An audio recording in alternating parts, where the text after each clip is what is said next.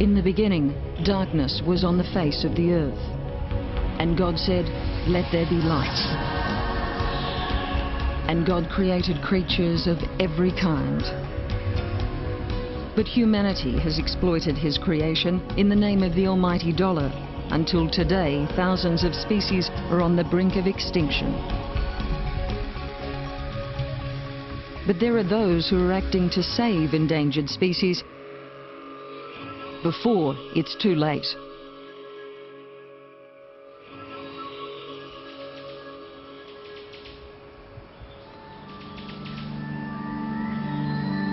Papua New Guinea. Its mountains, rivers and forests combine in a display of nature equaling the most spectacular on Earth.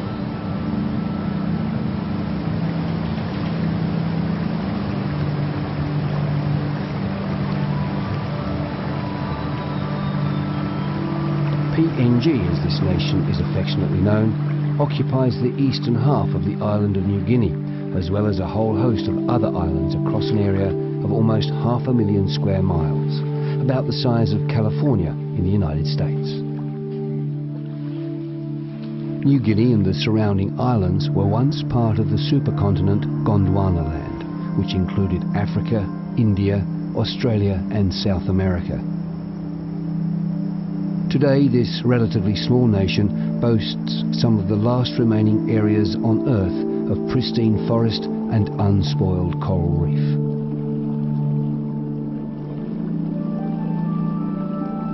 Environments that provide habitat for a wonderful diversity of marine life and a wide range of forest-dwelling animals and plants, many species endemic to this island paradise.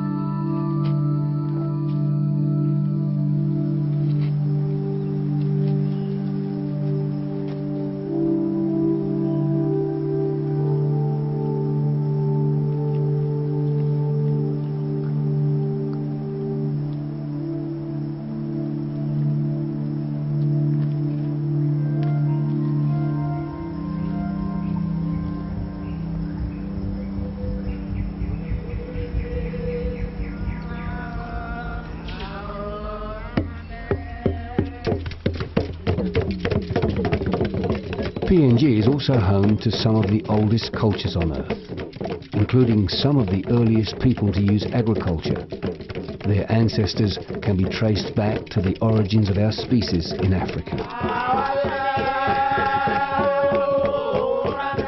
Their ceremonial dance, or sing-sing, is unique to their clan, as is often their language. Although the population of PNG is only a little over 5 million, there are over 800 individual languages spoken here.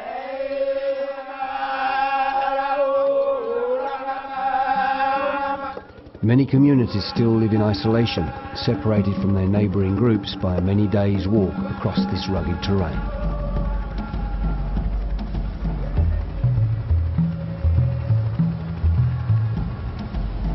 Their inaccessibility hid many of these tribes from Western explorers until the 20th century. In fact, there are accounts of first contact with white people as recent as 1996.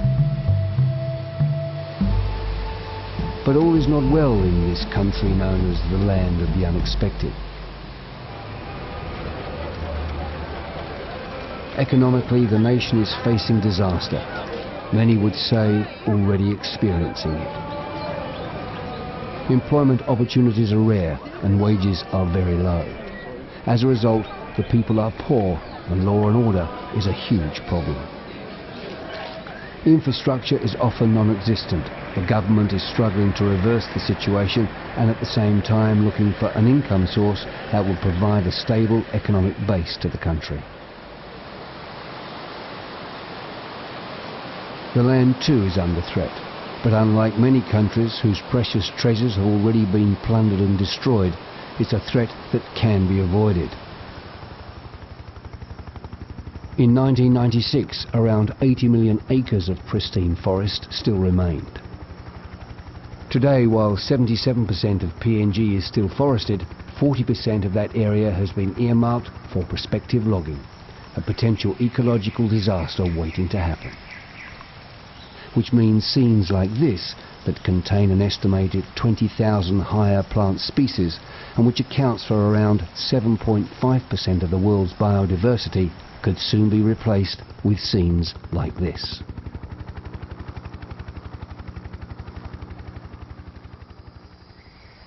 Biologist Ross Sinclair is one of a team of conservationists fighting to save this unique rainforest habitat. He believes that this unspoiled ecosystem has a value unequalled and must be saved at all costs, or else, he says, we will see an increase in the number of endangered and extinct species. PNG is very important because we still have large tracts of intact ecosystems. So the tool of science that we've developed over, hundreds of years is something that we've got a chance to apply here. In my home, New Zealand, it's too late for many things. Half of our birds have gone extinct. Here, there's very few extinctions that we know about and a limited number of species that are endangered. So there's an opportunity to do research with decent sort of sample sizes and answer the questions, develop the management plans before it's too late.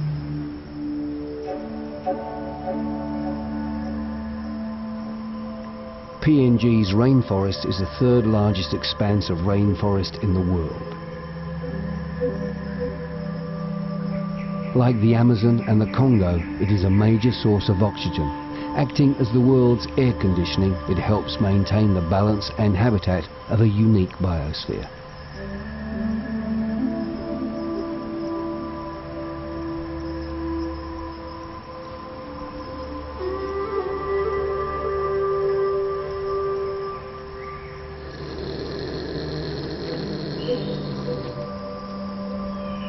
In PNG, 98% of the land is owned by the traditional clans. Very little falls under government ownership or direct control. In 1993, in an attempt to protect their land, the two language groups, a total of 20 clans who have customary ownership of Crater Mountain and the Eastern Highlands, declared their region a protected area. The aim was to preserve the wildlife, particularly the bird of paradise, whose feathers are an important feature in their ceremonial dress. The Crater Mountain Wildlife Management Area, as it's known, covers 2,700 square kilometres, around 1,600 square miles. Unfortunately, despite Crater Mountain receiving this protection from the local owners, it is not protected from outside influences. Under the government's exploration legislation, mining and logging companies have the power to exploit the place without consultation with the landowners or anyone else for that matter.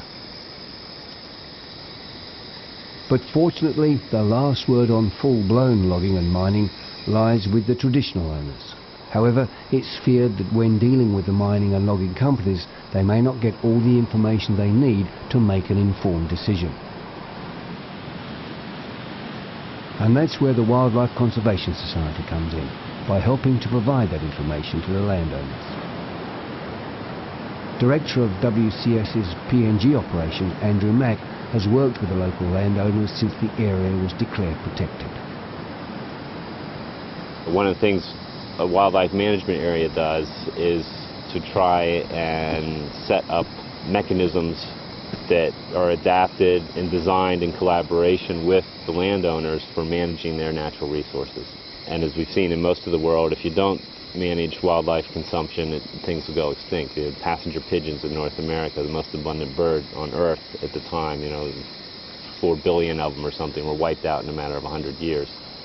So it can be very easy to wipe out things here that people depend on, especially larger game like cassowaries, tree kangaroos, long-beaked echidnas, these sorts of things. So we have studies about hunting, how much hunting is going on, what they're hunting, where they're hunting.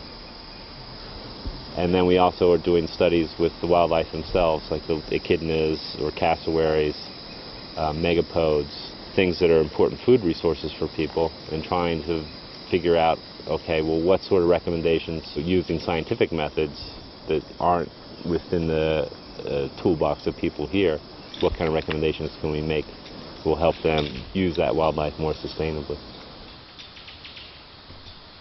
With conservation, I think, particularly in the developed world, a lot of money and effort is spent on critically endangered species. And species that are near threatened are ignored until they become threatened.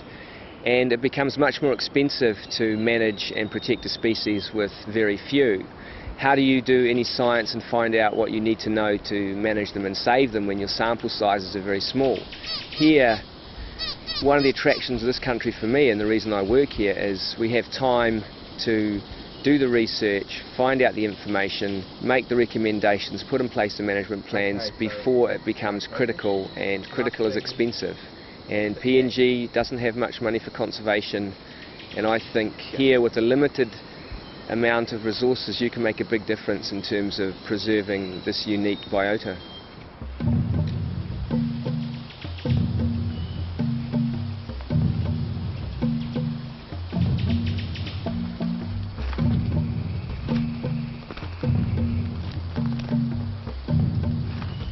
Hunting has always been an integral part of the way of life for the indigenous people of PNG. It's only recently that the increase in human population and subsequent demand has brought the realization that the wildlife is not in endless supply.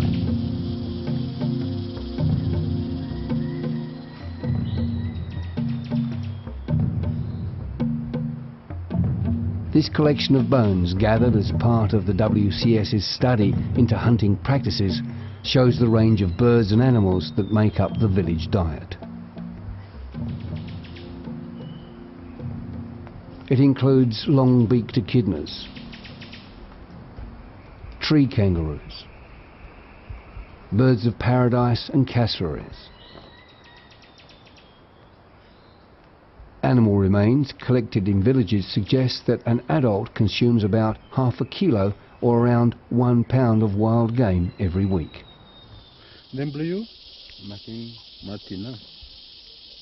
What we're trying to do is collect both anthropological and biological, environmental biological data, so that how best we can try to understand this, the whole ecology of the hunter-animal relationship, so that we can try to put into place some management policies that can better help to conserve or preserve these natural resources. Michael Kiggill is an intern biologist working with the WCS.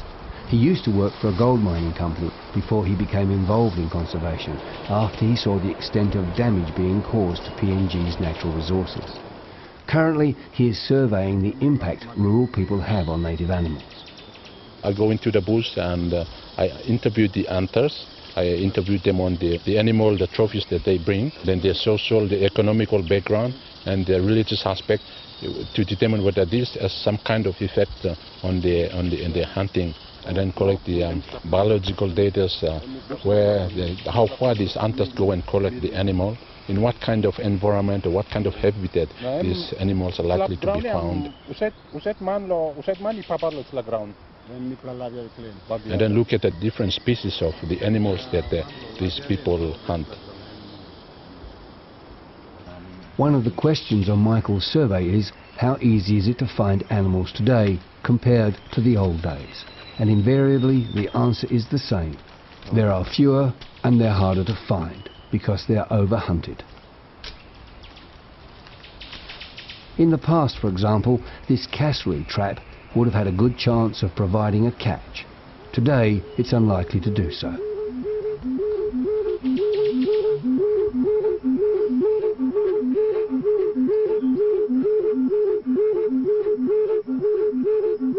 Many cultures observe traditional taboos.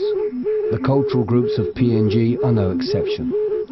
There are places that are out of bounds, practices that some cannot observe or participate in, and ancestral spirits that cannot be disturbed.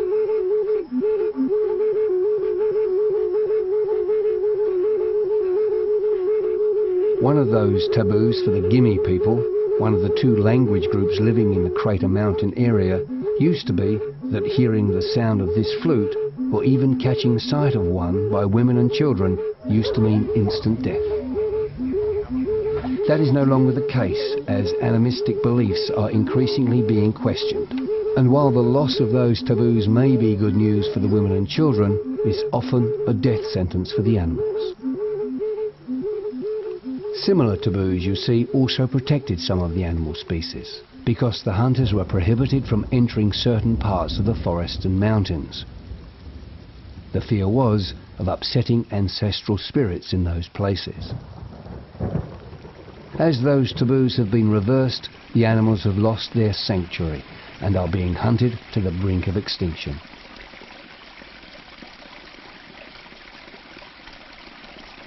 One of these is the long-beaked echidna. One of the biologists working with WCS is Musei Opiang.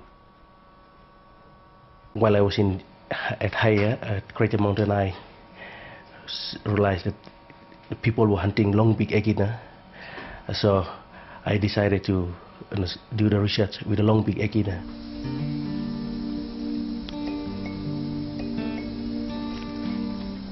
The long-beaked echidna is one of the largest and oldest mammals in PNG. Unique to this country, its ancestors are thought to have roamed the earth with the dinosaurs.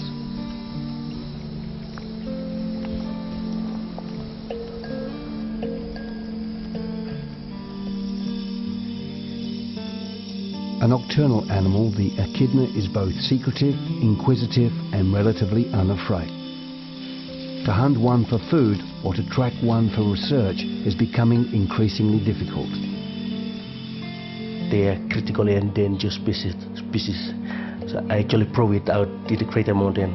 For 3 years I captured 12 echidnas, 12 long-beaked echidnas. Unlike short-beaked echidnas, which are found in Australia from mountaintop to the desert, long-beaked echidnas depend on the rainforest.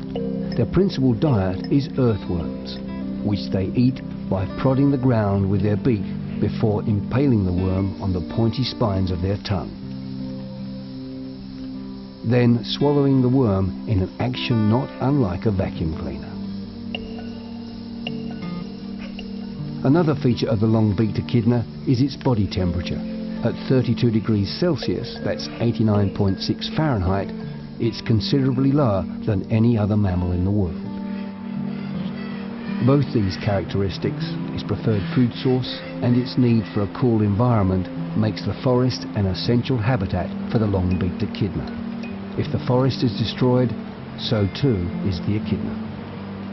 We can't just leave them, just the oldest mammal, to disappear from us, from yet. So it's very important for us to do a conservation research on it to come up with some at least management policy to conserve them for future generations, so they can have the chance to see this fascinating animal.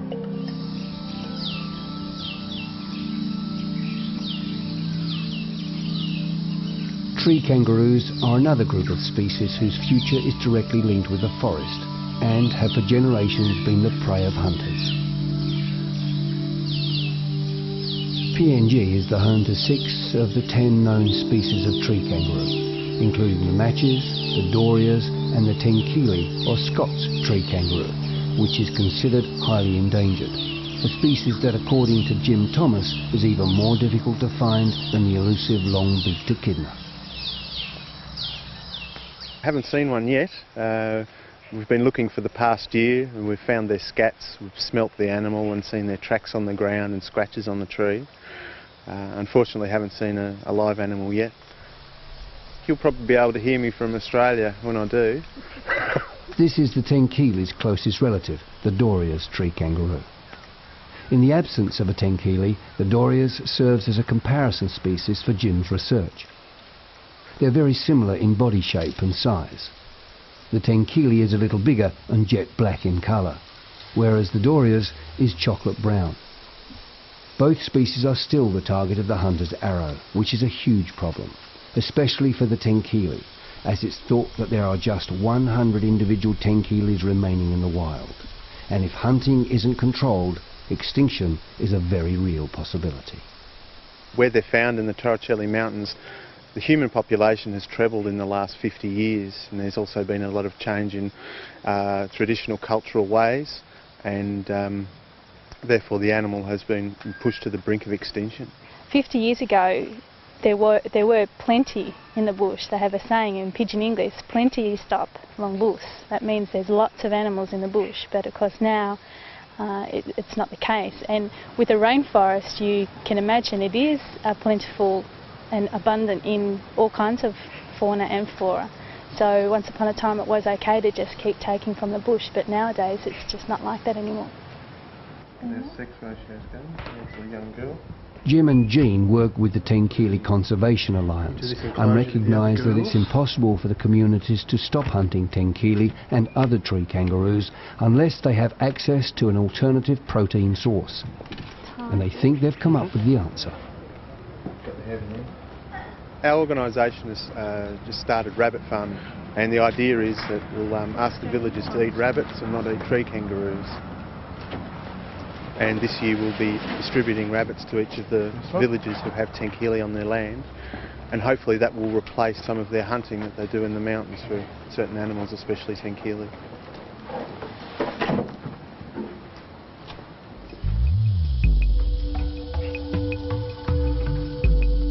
Another species of tree kangaroo that has suffered from an increase in hunting and a loss of habitat is the matches. This kangaroo is only found on the Huon Peninsula. It's not known exactly how many are left in the wild, but all indications suggest the population is being reduced at an alarming rate. This is a trend that the Tree Kangaroo Conservation Program, a project of the Roger Williams Park Zoo, Rhode Island, and part of the American Zoo and Aquarium Association, is aiming to reverse. Gabrielle Porolak is a field scientist working on the program.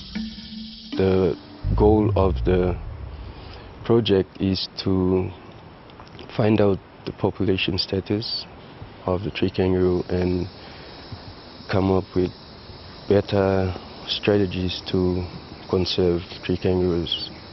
By doing that, we train the locals on how important the tree kangaroo is, as well as the forest. So we train them how to conserve the tree kangaroos.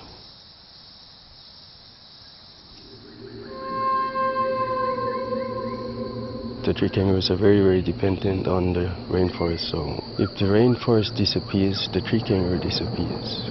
It speaks for itself. Without the rainforest, there will be no tree kangaroo, so we need the rainforest very, very much, yeah.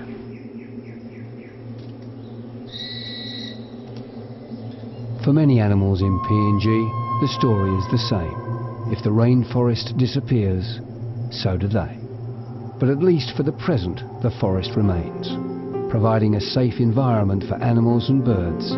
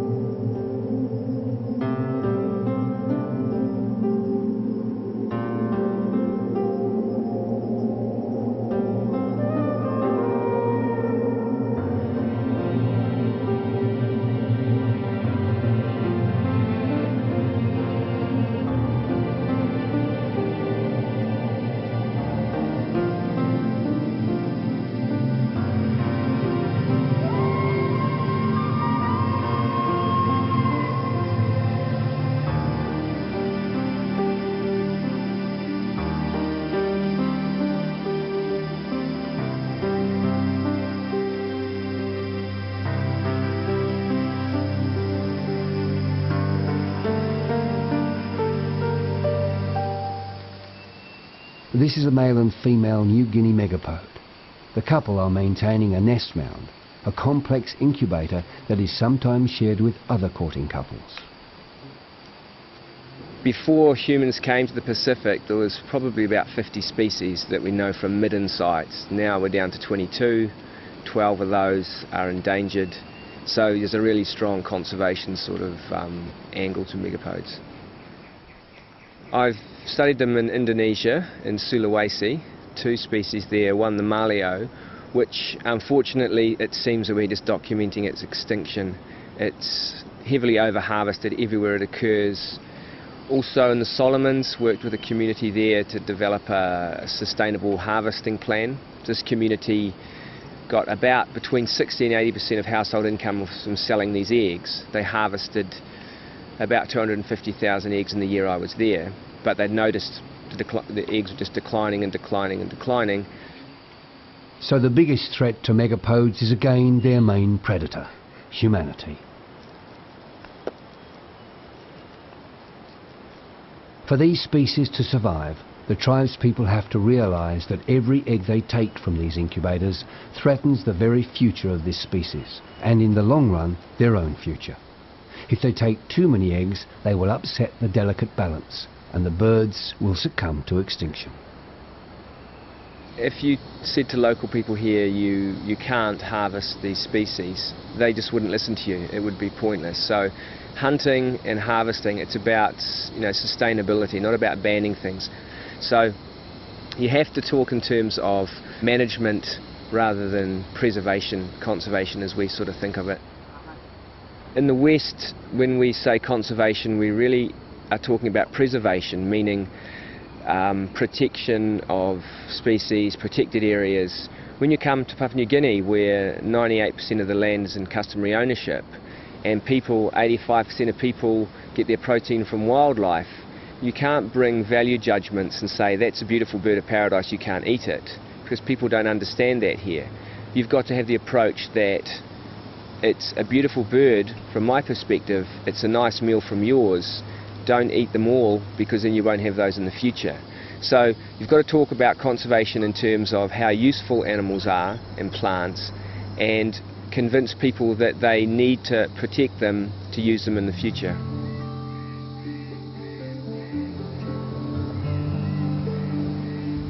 Not only is the preservation of the forest important for the survival of many animal species, the animals themselves play a vital role in the continued existence of the forest. When crucial links in the chain are broken, the result can be extinction. The cassowary, the largest specialist frugivore. Its diet is 95% fruit and is one of those vital links in the chain. So you're looking around this forest here, every plant at one time was probably a dropping or a regurgitation of some animal. That's how they get where they are. There's a number of things that have just very large fruits, and so this is different than in a lot of rainforests around the world. These very large fruits are predominantly dispersed by cassowaries, and other birds and bats and things aren't large enough to move these fruits. So there's about 12% of the trees here produce fruits that are too large for anything else to move. This gives you an idea of, this was the seed, and before that it had a pulp around it, and 3 of these would be in a single fruit. So the whole thing is about the size of a rock melon or cantaloupe. That is in a capsule up in the tree, drops down, splits open on the ground, and presents itself to a cassowary, which then this is covered with a bright red and white arrow. The cassowary comes along, swallows that whole, each of these units, and I studied how far they move them, which would be anywhere from 100 meters to around a kilometer before they're defecated out in a pile of seeds on the forest floor. And then what happens is it germinates, as this one is, and sends up a seedling, and then that might establish as a mature tree eventually. Without the cassowary, the plants that produce these seeds are in trouble, because these huge seeds would stay basically where they drop. Nothing else in the forest is big enough to swallow or to carry them. So if the cassowary is removed from the forest, the chain of life breaks, and those plants would lose the fight for survival.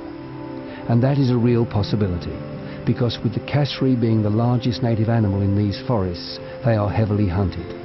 If they are hunted to extinction or even close to it, there could be a devastating effect on up to 15% of the forest plant life.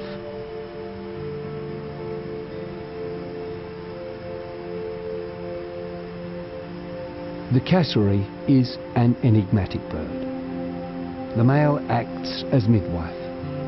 It is his desire to stay with the eggs during their incubation, which lasts a full 60 days. Once hatched, the chicks bond with and follow the male around for up to a year before they become independent. The cassowary is a very elusive bird with amazing hearing. Andrew Mack says he has spent years tracking them, and they will sneak off at the slightest noise. A concealed camera trap is often the only way to observe cassowary behaviour. But despite their elusive nature, the birds are still successfully hunted. Hunters like to snare adult birds, but they also use bow and arrows or guns to shoot them. Especially vulnerable are the chicks, which any child can find and catch. Once captured, these birds are often kept caged for up to 3 years before they are considered big enough to eat or trade. Cassowaries communicate with each other by making a low booming sound, which not all humans can hear.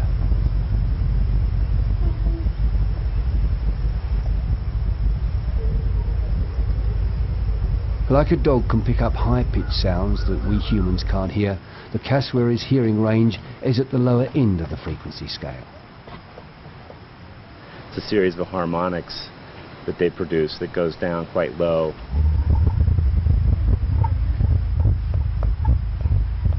And the lowest we've detected is around 23 hertz, which that component would be below the range that most humans could hear. It's the lowest vocalization we're aware that any bird makes. It's interesting because a low vocalization like that isn't dampened by vegetation, so it is possible these widely spaced cassowaries that are at current low density and they're hard to find could be communicating through fairly large distances by these low vocalizations.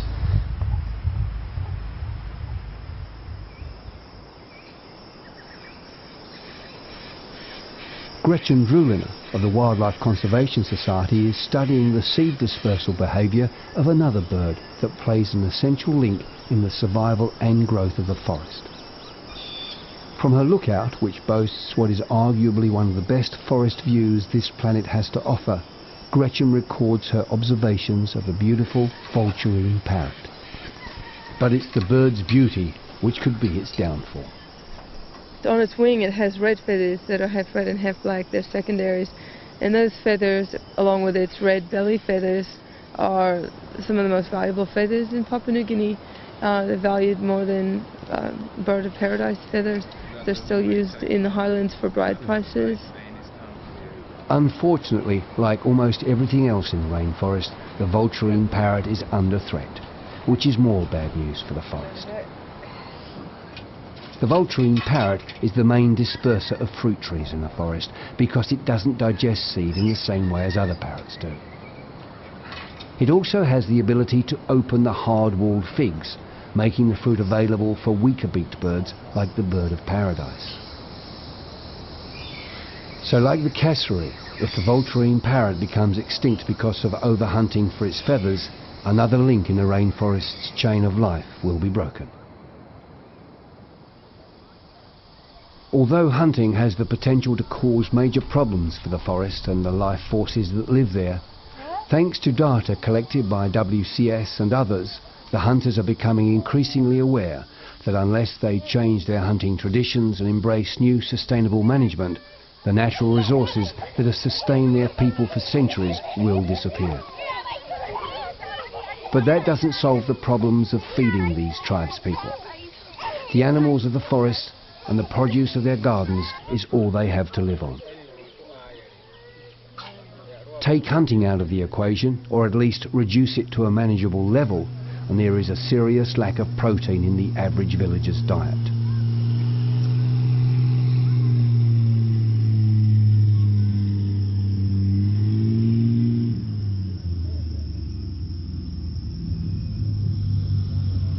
The answer is to develop an income source that enables the villagers to buy food and supplies.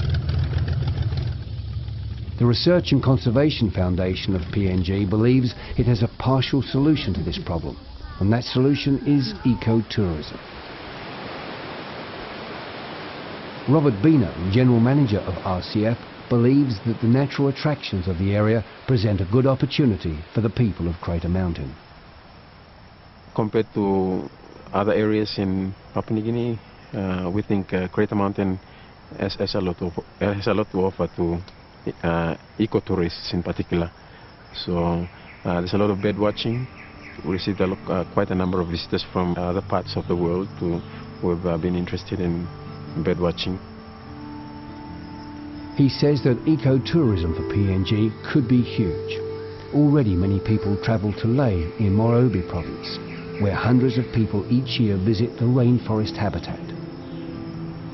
There they can see some of PNG's rarest creatures.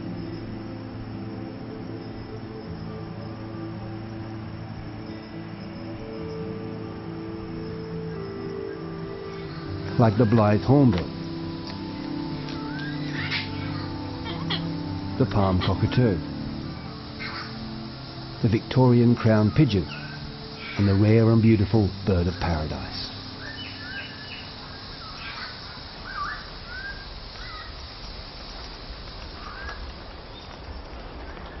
Robert says that the area is also ideal for adventure tours, trekking and caving, to name a few.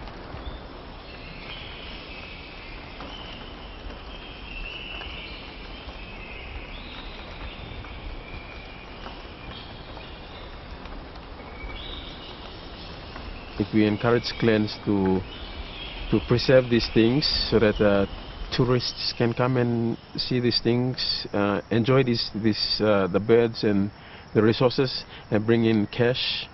That's an enterprise-based approach to conservation, and we think that it can reinforce the idea of conservation.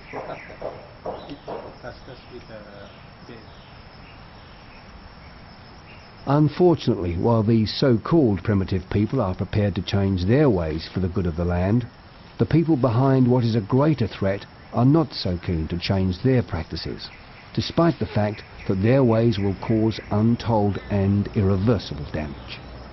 An outcome that will be devastating for the WCS team. So did you find the oatmeal?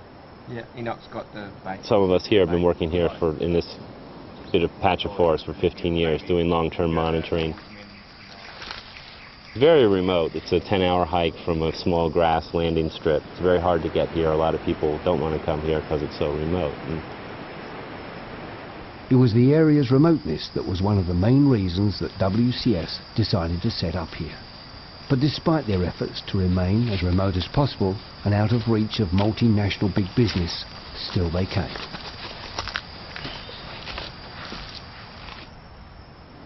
Back over behind this ridge, a site where an oil company dropped in a couple months ago and said that they want to put a test drill in, and there is no way to stop that or alter how they're going to operate there.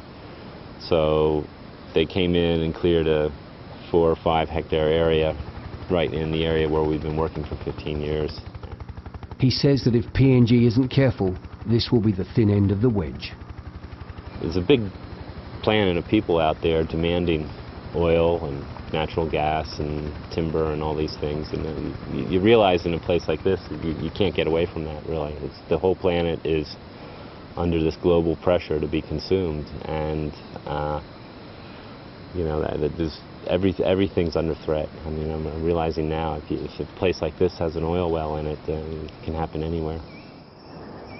As you look out from this mountaintop, all you can see, for as far as you can see, is rainforest, and the only disturbance is subsistence gardens from the people who have been living here for thousands of years. And they will have their whole world turned upside down if logging and mining companies get a foothold in these hills. This rainforest is incredibly under threat. Just in the vicinity we have logging coming from the south. PNG is very rich in minerals. We have gold to the north, and just over here, over this next ridge, we have an oil company drilling. In terms of the people that own these resources, they're desperate for development, so it's a real cocktail for disaster. A resource company wants to do something, wants to put tailings in a river, they can argue that it doesn't have any impact, and the landowners don't know because nobody's done any research. By doing research, by working with landowners, we can provide them with information that says, well, if you do this, this is going to be the result. They may still choose to do that, and that is often the case, but at least they're doing it with their eyes open, and the consequences that we predict, if they happen, well, it's not a nasty surprise for anybody.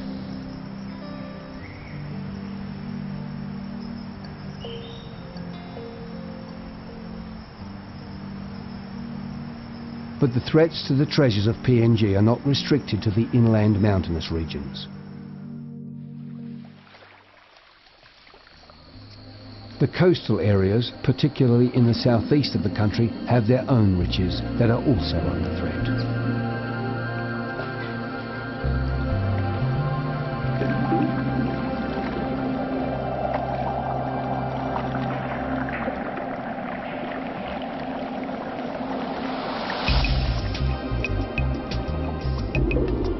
The coral reef here comprises the eastern extremity of the Coral Triangle that stretches from the Philippines, Indonesia to PNG and down to Australia's famous Great Barrier Reef.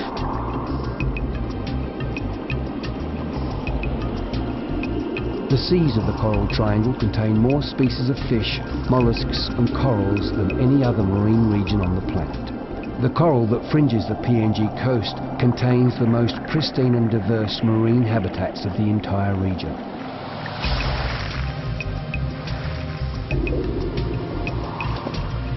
And within PNG, the richest known marine ecosystems are found in the Milne Bay province.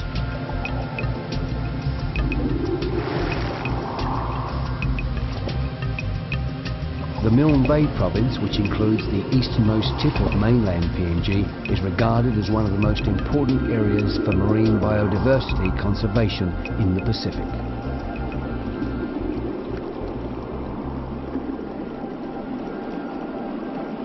This predominantly marine province harbours 13,000 kilometres, around 5,000 square miles of pristine coral reef. While the Milne Bay environment, like the rainforest of Crater Mountain, is currently in excellent condition, there are concerns for the future. And just as overhunting is one of the threats to the forest, overfishing is likely to devastate these waters the same way as it has in other parts of the Coral Triangle. Something that Peter Mackay of Conservation International is fighting to stop. It's a situation where you've historically had low population levels, and harvesting of marine resources has been at a subsistence level. Today, however, you've got increasing population levels, especially on the small islands, the small vulnerable islands. We also have the overlying pressures, increasing fisheries production through to tourism and urban development. So you've got a whole range of pressures which are just starting to come through now. Because of international commercial pressure and because of PNG's growing population, there is a real danger that this island paradise will end up going down the slippery slope to environmental destruction that has been the fate of so many other countries around the world. In fact, Henry Balassi, the administrator of the provincial government, says it has already begun. We have two alternatives. Either we exploit our resources. In other words, we go in and cut in the forest, we take out the marine products, and we almost exploit everything to the point of depletion. We have that alternative, which is happening right now. We have that option. The other option is to conserve what we have, because we know the rest of the world wants to come and see what we've got. So we have that other option to conserve what we have and let the rest of the world come and see it and pay for those resources. And now our view is that we'd like to go the second option.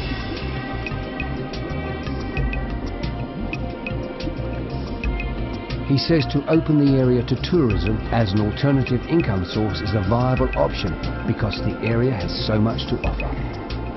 But he says maintaining the resources so the treasures are kept not only for the eyes of the world but also for future generations is the major challenge.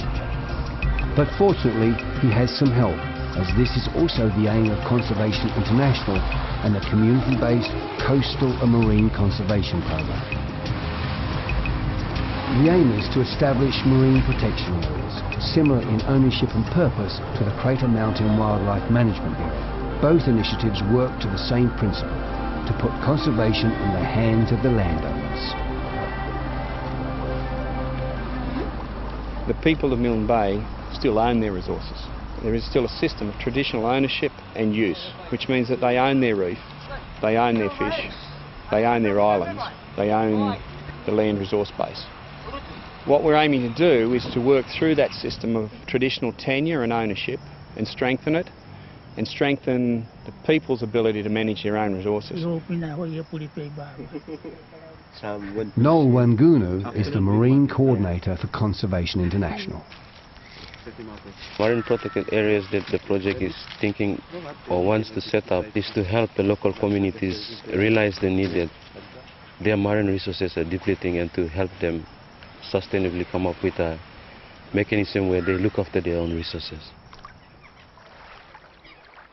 And according to Benno Setter, who also works with Conservation International, local tribespeople are embracing the idea. In Melanesian culture, we have a number of clans, and as their clan totems, they have a number of animals, a number of fish, a number of trees as their clan totems. And so they saw that their clan totems were at threat, you know, and so this having a management program put in place for them would be like good for them, so that when the younger generations come up later on, they will tell them that look, these are our clan totems, and they have been protected. Communities very much rely on their gardens for food and nutrition. What we are promoting is that just like they have gardens on land that they manage sustainably, they rotate, they have fallow years, all those sorts of things, the garden in the sea, the garden that is their reef, also needs to be managed in a sustainable way. As the population goes up and increases, the pressure will increase, especially on the really small islands. And if they're not managing their coral reef like a garden, then what you'll end up with is a situation where you'll get local extinctions in species such as shark or beach demure. We realize that go exploiting your environment unchecked, you're going to have the difficulties that other places have. Here, even in Papua New Guinea, we've seen examples in, say, in the New Guinea Islands where they just about logged everything out, and the runoff from the soil is spoiling the reefs and everything else. So we don't want that to happen here.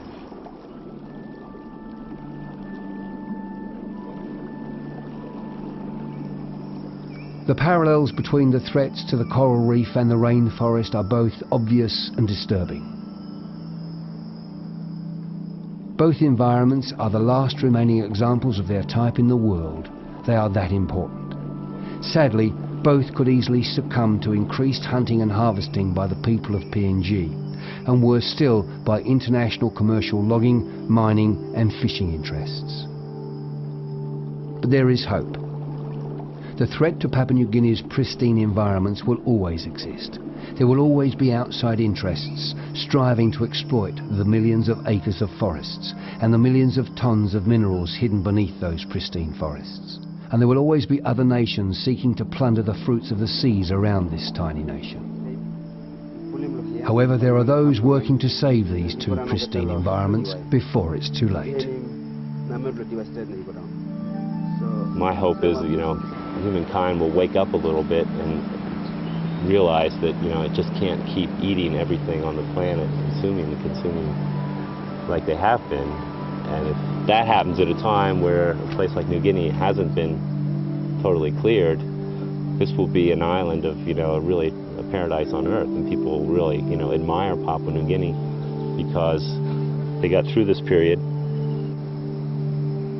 of human history sort of without destroying their natural resources. So, I think there's hope, but we're in a really transition phase, I think, in human history where you got to hope that some places survive till we smarten up a bit.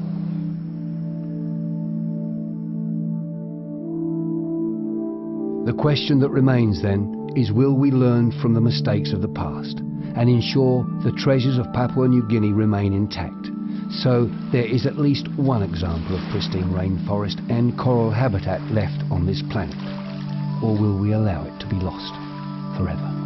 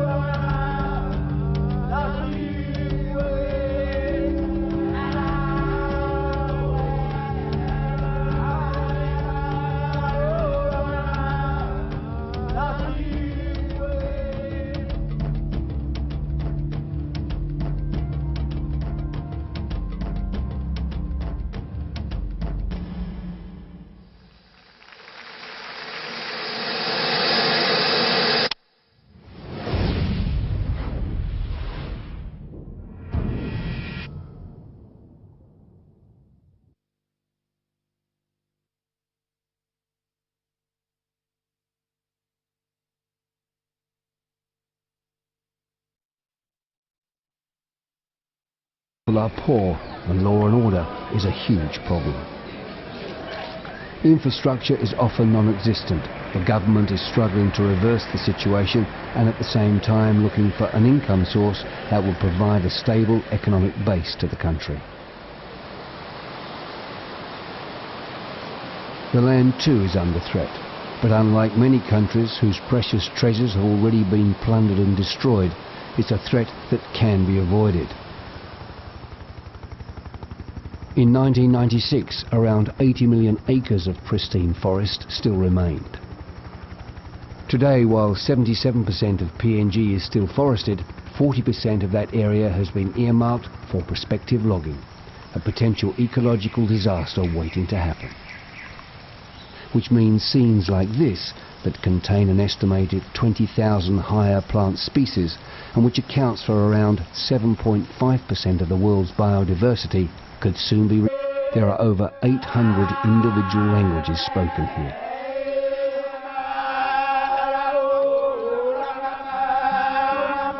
Many communities still live in isolation, separated from their neighbouring groups by many days' walk across this rugged terrain.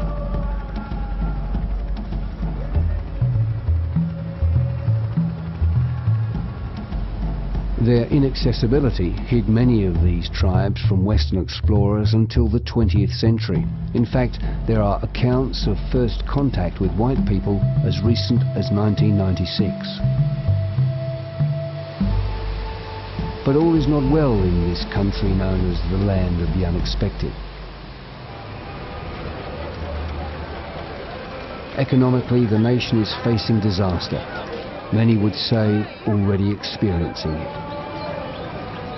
Employment opportunities are rare and wages are very low. As a result, the people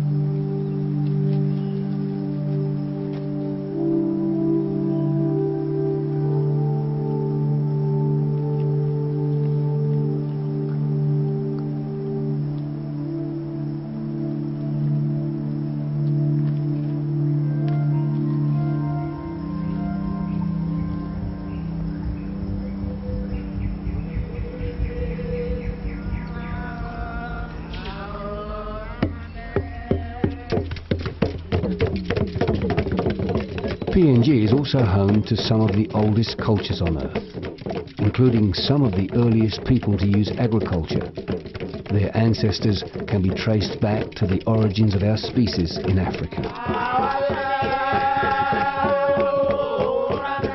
Their ceremonial dance, or sing-sing, is unique to their clan, as is often their language. Although the population of PNG is only a little over 5 million, in the beginning, darkness was on the face of the earth, and God said, "Let there be light." And God created creatures of every kind. But humanity has exploited his creation in the name of the almighty dollar. Until today, thousands of species are on the brink of extinction. But there are those who are acting to save endangered species before it's too late.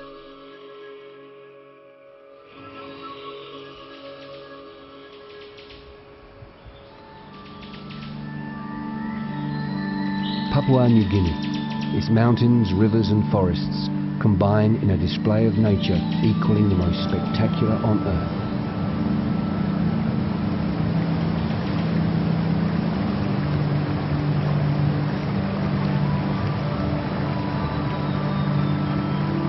PNG, as this nation is affectionately known, occupies the eastern half of the island of New Guinea, as well as a whole host of other islands across an area of almost 500,000 square miles, about the size of California in the United States.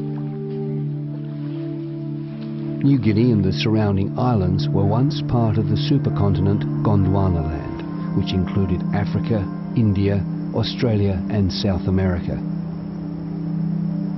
Today, this relatively small nation boasts some of the last remaining areas on Earth of pristine forest and unspoiled coral reef.